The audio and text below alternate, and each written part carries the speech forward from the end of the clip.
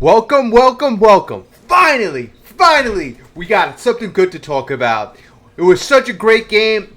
Mets 11-1 over the defending World Series champions, Houston Astros. What a great game. What a great game. And we really needed this. We really did.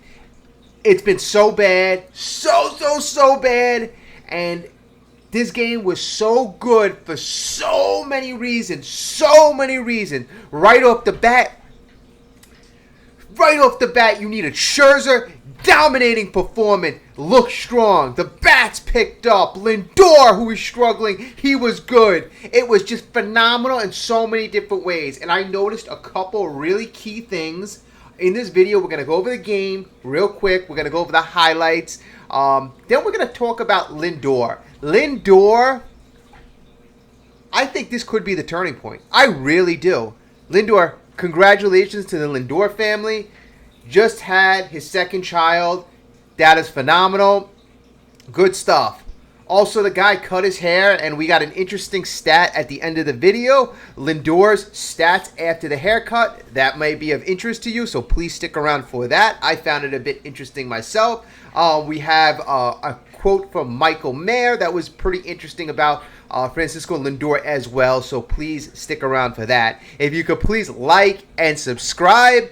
We love our Mets, as always, on this channel. When it's good, we really love our Mets. So please like and subscribe. Like I said, I'm really pumped up. It was such a good win. You know, I've been upset. I can't tell you how upset I am. Okay, but no negativity this video. This video is all about positivity. Okay, first, I'm going to say this.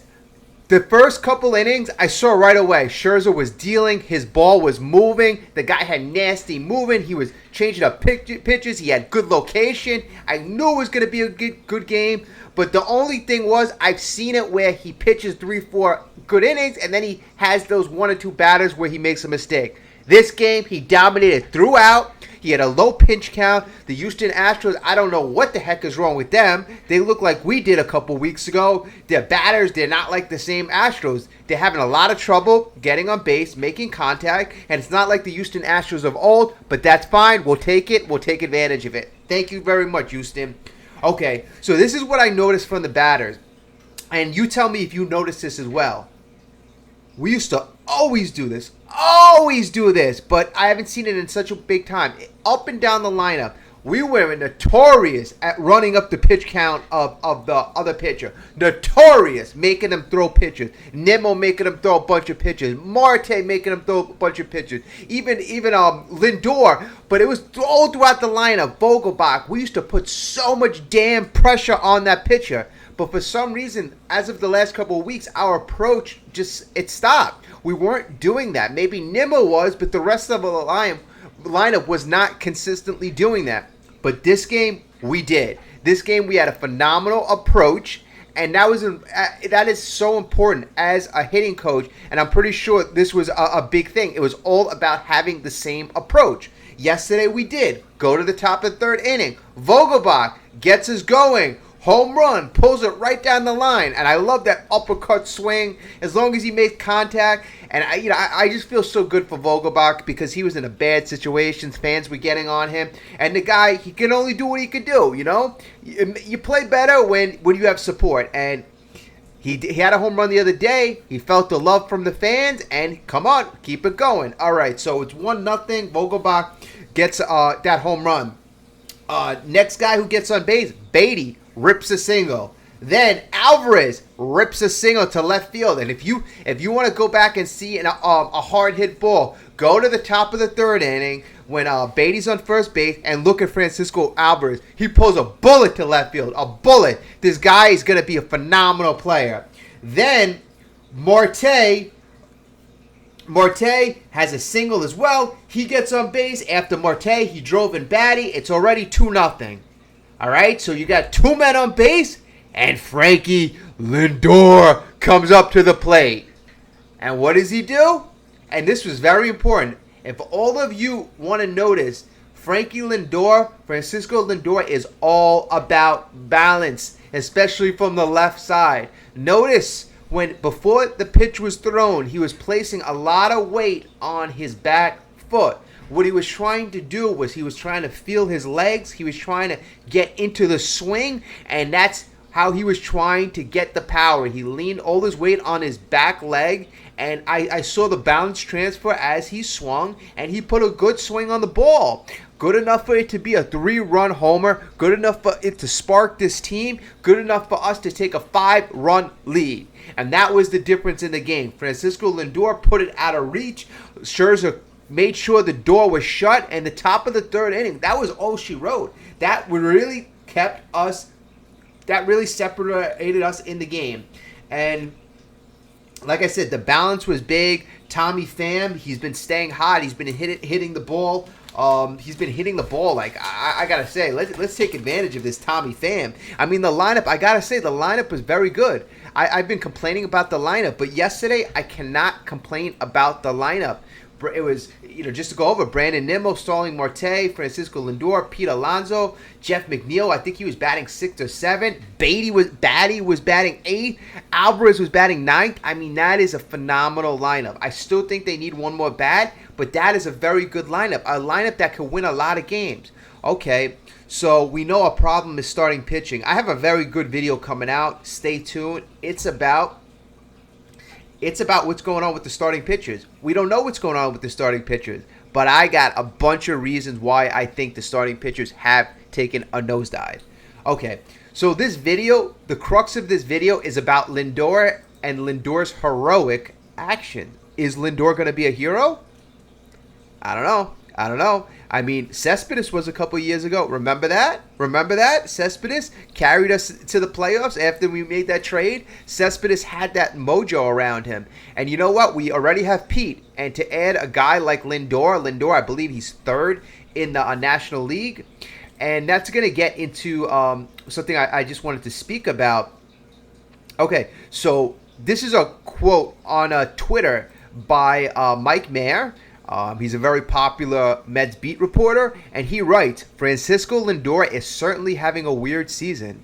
Offensively, with career-low 296 on-base percentage, 3rd in the NL in RBIs, and showing his most power, 220 ISO since 2019.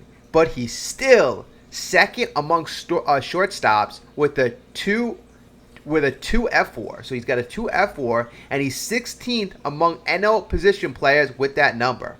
So still, regardless, he is producing with the F4. He's 3rd in RBIs. He's showing a lot of isolated power.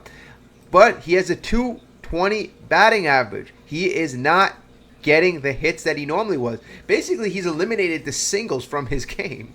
It's just doubles and basically home runs. I mean, he's not hitting the ball like he would in terms of contact. But you know what? This is good because in the past we were missing the isolated power. I think Lindor, and this I'm going to say this, Lindor had a lot on his plate with his wife being pregnant, with a lot of stuff going on. Life gets to you. I'm so excited right now. I'm really so excited. I want to see how Lindor goes to.